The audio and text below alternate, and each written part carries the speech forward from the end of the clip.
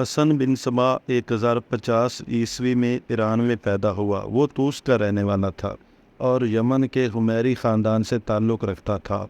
ایک روایت یہ ہے کہ حسن بن صبا، نظام الملک طوسی اور عمر خیام بچپن میں ہم جماعت تھے۔ حسن نے مختلف علوم میں مہارت حاصل کی۔ اس کے بعد وہ 17 سال کی عمر میں اسماعیلی فرقے میں داخل ہوا اور مصر چلا گیا۔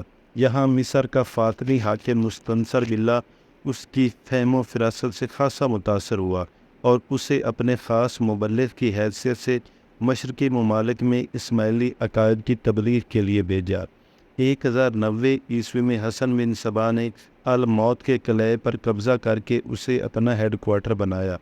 الموت جیسے محفوظ مقام پہ بیٹھ کے حسن بن صبا نے اسماعیلی تبلیغی جماعت کی اثر نو تنظیم کی۔ وہ خود اس کا نگران بن گیا اور اس کے ماتحت ہر صوبے میں ایک دائی الکبیر ہوتا تھا، جس کے ماتحت بہت سے دائی یعنی مبلغ ہوتے تھے۔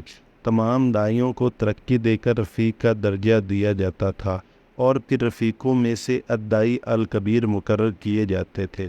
اس کے علاوہ حسن بن صبا نے ایک اور جماعت منظم کی، جس کے اراکین فدائی کہلاتے تھے۔ جیسا کہ اسماعیلیت میں اطاعت امیر پر زور دیا جاتا ہے، اس لیے حسن بن صبا کے فدائی کسی بھی قربانی سے دریغ نہیں کرتے تھے اور اپنی جان پر کھیل کے اس کا ہر حکم بجا لاتے تھے۔ حسن بن صبا غیر معمولی فہم و تدبر کا مالک تھا۔ اس نے اسماعیلی عقائد کو فروغ دینے کی ایک نہایت چھٹی تدبیر اختیار کی۔ اس نے ایک خوبصورت باغ لگوایا جو انتہائی دلکش، پرکشش اور فریب نظر تھا۔ تاریخ میں یہ باغ حسن بن صبا کی جنت کے نام سے مشہور ہے۔ اس میں نوجوان لڑکیاں ہر وقت موجود رہتی تھیں اور کسی بھی شخص کو اس کے اندر جانے کی اجازت نہ ہوتی تھی۔ تمام نوجوان فدائی حسن بن صبا کے پاس رہتے تھے۔ وقتاً فوقتاً ان فدائیوں میں سے 2-4 نوجوانوں کو پانی پلا کے اور بے ہوش کر کے اس باغ میں پہنچا دیا جاتا تھا۔ ہوش آنے پر جب یہ نوجوان فدائی اپنے آپ کو اس دلکش باغ کے پربہار پھولوں سے معطر ماحول میں خوبصورت لڑکیوں کے جھرمٹ میں دیکھتے تو ذہنی اور روحانی طور پہ اپنے آپ کو حقیقی جنت میں محسوس کرتے اور ان لڑکیوں کو جنت کی حوریں سمجھتے۔ کچھ وقت تک اس سحر پرور ماحول میں رکھ کر پھر انہیں خوبصورت لڑکیوں کے ہاتھوں سے حوض کوثر کے جام کے بہانے دوبارہ پانی پلا کے حالت بے ہوشی میں اس نام نہاد جنت سے باہر پہنچا دیا جاتا تھا۔ ان تمام واقعات اور مشاہدات سے ان نوجوان فدائیوں کا اپنے امام پر روحانی یقین اور اعتماد، ایمان محکم کی حیثیت اختیار کر لیتا تھا۔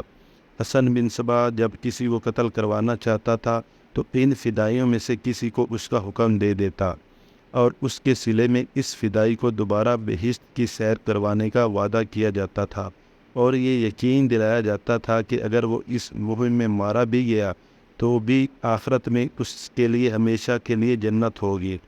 یہ حقیقت ہے کہ وہ اپنے ماننے والوں کو بنگ پلاتا تھا، جس سے مخمور ہو کر وہ فدائیت اور جانثاری کرشمے سر انجام دیتے تھے۔ اور تاریخ میں حسن بن صبا کی اس جماعت کا نام حشیشین مشہور ہوا۔ کہا جاتا ہے کہ انگریزی کا لفظ اسیسن، جس کا مطلب قاتل ہے، اسی سے نکلا ہے۔ حسن بن صبا کے فدائیوں کے خنجر کا پہلا شکار نظام الملک طوسی تھا، جسے 1091 عیسوی میں قتل کیا گیا۔ اس کے بعد وقتاً فوقتاً بہت سے مقتدر لوگ پر اسرار طریقے سے قتل ہوتے رہے۔ ان میں خلفاء، سلاطین، عمرا اور علماء کرام شامل تھے۔ حسن بن صبا نے 1124 عیسوی میں وفات پائی۔ اس کے بعد یہ تحریک اس کے جانشینوں کے ہاتھوں میں رہی۔ ان میں رشید الدین سنان بہت مشہور تھا، جو شیخ الجبل کے نام سے مشہور تھا۔ اس نے مسیاد کے مقام پہ اپنا مرکز بنایا۔